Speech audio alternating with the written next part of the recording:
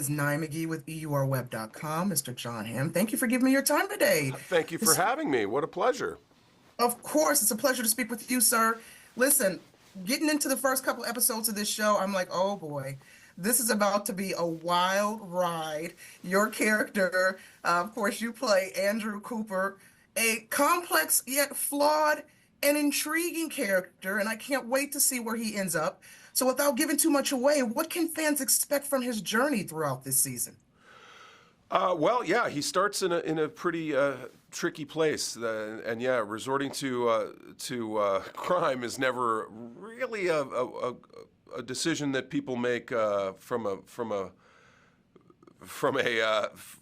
solid ground for sure.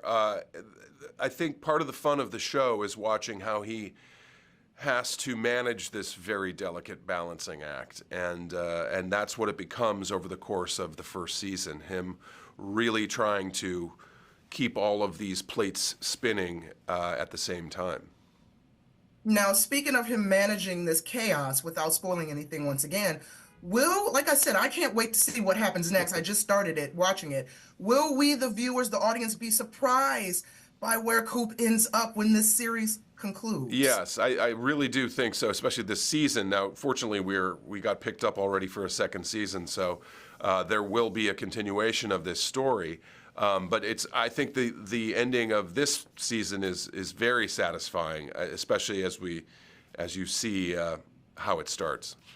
Obviously, and another thing, this show explores themes of wealth and deception and hidden secrets. So what do you think Your Friends and Neighbors says about privilege and morality in today's world?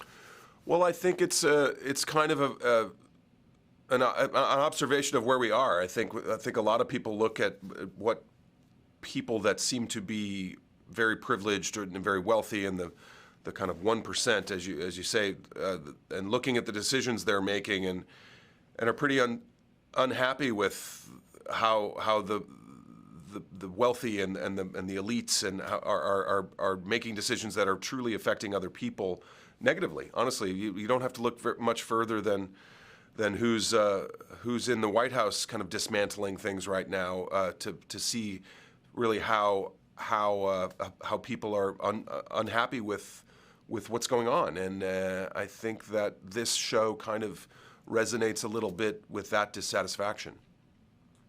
And so what are you most excited about viewers to experience as they deep dive into this series? I mean, are there any particular themes or twists or character arcs that you think will really resonate with audiences? I think what the story we tell is an entertaining one. There's a bit of a whodunit with someone who is murdered that we discover, and Coop's very tenuous balance between his day job and his night job is something that is also very compelling.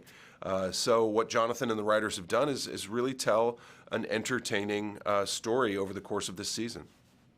Right on, sir. That's my time. Thank you so much for speaking with me today. Thank you.